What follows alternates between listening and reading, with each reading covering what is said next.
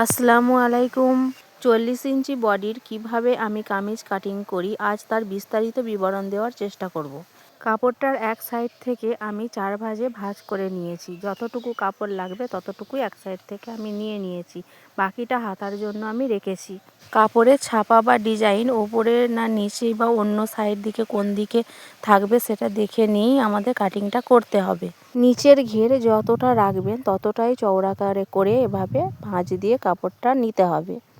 কামিজটির লম্বার মাপ আছে 39, তাই আমি এখানে 40 নিয়ে নিলাম, 1 ইঞ্চি বেশি দিয়ে। নিচেই হাফ ইঞ্চি সেলাইয়ে যাবে আর উপরে হাফ ইঞ্চি সেলাইয়ে চলে যাবে। অপর দিকেও আমি 40 ইঞ্চিতে দাগ দিয়ে নিয়েছি। এবার এই দাগ দুটোকে মিলিয়ে দিচ্ছি। এবার নিচ্ছি পুটের মাপ। পুট আছে 15, তাই 2 ভাঁজে ভাঁজ করা আছে, তাই পুটের মাপ নেব 7.5 ইঞ্চি। গলা কাটার জন্য আমি 2.5 ইঞ্চিতে একটা দাগ দিয়ে নিচ্ছি। এবার আমি ছাতির মাপ নেব পুটের দাগ থেকে 8 ইঞ্চি নিচে, তাই আমি এখান থেকে 8 ইঞ্চিতে একটা দাগ দিয়ে নিচ্ছি ও এই সাইডেও 8 ইঞ্চিতে আর একটা দাগ দিয়ে নিচ্ছি। এবার স্কেলের সাহায্যে দুটো দাগকে মিলিয়ে নেব। পুটের মাপ ছিল 7.5 ইঞ্চি, তাই এখানে 7 ইঞ্চিতে আমি একটা দাগ দিয়ে নিচ্ছি। ছাতির মাপ আছে 40 ইঞ্চি, তাই এটাকে 4 দিয়ে ভাগ করলে 4 10 40, তাই 10 ইঞ্চিতে একটা দাগ দিয়ে নিয়েছি আর আমি 2.5 ইঞ্চি বাড়তি কাপড় নিয়েছি। এবার পুটের দাগ থেকে নিচে 7 ইঞ্চিতে নেওয়া দাগটাকে মিলিয়ে নিলাম। কাঁধটা আমি হাফ ইঞ্চি ডাউন করব, তাই হাফ ইঞ্চিতে একটা দাগ দিয়ে নিলাম। 3 ইঞ্চি নিচে থেকে আমি আরমোলের শেপ দেব। আরমোলের শেপ দেওয়ার জন্য এখানে একটি ত্রিকোণ মতো করে 1.5 ইঞ্চিতে দাগ দিয়ে নিচ্ছি। কাঁধের হাফ ইঞ্চি ডাউনের দাগটি গলার দাগের সাথে মিলিয়ে দিলাম। এবার আমি আরমোলের শেপটা এইভাবে দিয়ে দেওয়ার চেষ্টা করছি। আমি এই শেপটা হাতের সাহায্যেই দিয়ে থাকি, তোমরা মন করলে এটা স্কেলের সাহায্যেও দিয়ে নিতে পারো। এবার আমি হিপের মাপ রাখবো ছাতি থেকে 14 ইঞ্চি নিচে, তাই এটাকে 14 ইঞ্চিকে হাফ করে নিলে 7 হয়, তাই 7 ইঞ্চিতে একটা দাগ দিয়ে নিলাম ও 14 ইঞ্চিতে একটা দাগ দিয়ে নিলাম। অপর দিকেও একইভাবে আমি দাগ দিয়ে নিচ্ছি। এবার আমি কোমরের মাপ নিয়ে নেব। এইখানে আমি কোমরের মাপ নিয়ে নিচ্ছি। কোমরের মাপ আছে 36, তাই 36কে 4 দিয়ে ভাগ করলে হয় 9, আর আমি 2.5 ইঞ্চি এক্সট্রা কাপড় নিয়ে নিয়েছি। কাস্টমার আমাকে একটু বেশি এক্সট্রা কাপড় রাখতে বলেছে, তাই। এখানে আছে হিপের মাপ 44, 4 11 44, তাই 11তে একটা দাগ নিয়ে দিয়েছি আর 1.5 ইঞ্চি বেশি নিয়ে আমি 12.5তে একটা দাগ দিয়ে নিয়েছি। এবার আমি স্কেলের সাহায্যে এই দাগগুলোকে মিলিয়ে নেব। দেখো আমি কিভাবে মিলিয়ে নিচ্ছি।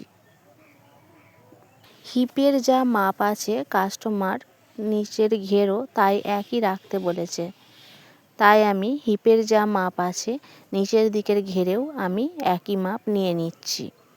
মোড়ানোর জন্য এখানে আমি 1.5 ইঞ্চি হিপে নিয়ে নিয়েছি, তাই নিচের দিকে মোড়ানোর জন্য আর কিছু নেওয়ার দরকার নেই। তোমরা চাইলে 1 ইঞ্চি মোড়ানোর জন্যও রাখতে পারো। কেউ যদি ঘেরের চওড়া বেশি নিতে চায় সেই অনুযায়ী মাপটা নিয়ে নিতে হবে। এবার হিপের সঙ্গে ঘেরের মাপটার দাগটাকে আমি স্কেলের সাহায্যে মিলিয়ে দিলাম। ঘেরের সাইডটা মোড়ানোর সময় যাতে নিচের দিকে ঝুলে না যায়, তাই হাফ ইঞ্চি দাগ দিয়ে একটা ডাউন করে নিলাম। এবার হাতা কাটিংয়ের জন্য আরমোলের মাপটা আমি এইভাবে ইঞ্চি টেপটাকে ঘুরিয়ে ঘুরিয়ে দিয়ে নিচ্ছি। মাপ এসেছে 12 ইঞ্চি। এবার কাঁচির সাহায্যে দাগ অনুযায়ী আমি কাটিং করে নিচ্ছি। দেখো আমি কিভাবে কাটিংটা করছি। আমার কাজ তোমাদের কেমন লাগে তোমাদের মূল্যবান মতামত জানাতে ভুলো না। আমার কাজ যদি তোমাদের ভালো লাগে লাইক শেয়ার কমেন্ট করো ও ফলো দিয়ে আমার পাশে থেকো।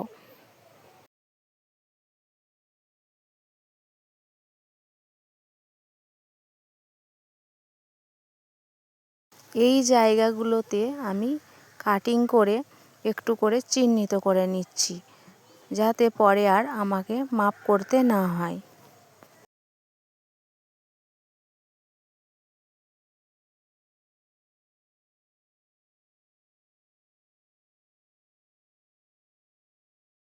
এবার আমি হাতাটা কাটিং করে নেব।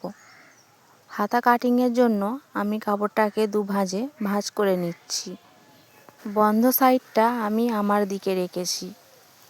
এখানে আমি হাতার লম্বার মাপটা নিয়ে নিচ্ছি। হাতার লম্বা আছে 17.5 ইঞ্চি, 1 ইঞ্চি এক্সট্রা নিয়ে 18.5 ইঞ্চিতে একটা দাগ দিয়ে নিচ্ছি। 1/2 ইঞ্চি নিচে ও 1/2 ইঞ্চি উপরে সেলাই মার্জিনে চলে যাবে। হাতার মোহরার অংশে আমি পায়জামার কাপড় দিয়ে বর্ডার দেব। এবার এই দাগ দুটোকে স্কেলের সাহায্যে মিলিয়ে নিচ্ছি। এখানে আমি হাতার মোহরার মাপ নিয়ে নিচ্ছি। হাতার মোহরার মাপ আছে 5.5 ইঞ্চি। আমি এখানে 2 ইঞ্চি কাপড় এক্সট্রা রাখছি। এবার এখানে আমি 3 ইঞ্চি নিচে থেকে হাতার শেপটা দিয়ে নেব, তাই 3 ইঞ্চিতে একটা দাগ দিয়ে নিলাম। আর এখানে 3 ইঞ্চি ডাউনে দাগটা এসে মিলিয়ে দেব, তাই এখানেও 3 ইঞ্চিতে একটা দাগ দিয়ে নিলাম। এবার এইভাবে হাতের সাহায্যে একটু শেপ দিয়ে নিচ্ছি। এগুলো চাইলে তোমরা স্কেলের সাহায্যেও শেপ দিয়ে নিতে পারো। এখানে আমি আরমোলের মাপটা দেখে নিয়ে একটা দাগ দিয়ে নিচ্ছি। এবার স্কেলের সাহায্যে এই দাগ দুটোকে মিলিয়ে দিতে হবে। এবার দাগ বরাবর কাঁচির সাহায্যে কেটে নিতে হবে। আমি প্রথমে একটা হাতা কাটিং করেছি। এই হাতাটাই আর একটা কাপড়ের উপর দিকে বসিয়ে নিয়ে কাটিং করে নেব। তোমরা চাইলে একেবারেই দুটো হাতা কাটিং করতে পারো। এই কাপড়টার উপর কাটিং করা হাতাটাকে বসিয়ে নিয়ে আমি আর একটা হাতা কাটিং করে নিচ্ছি।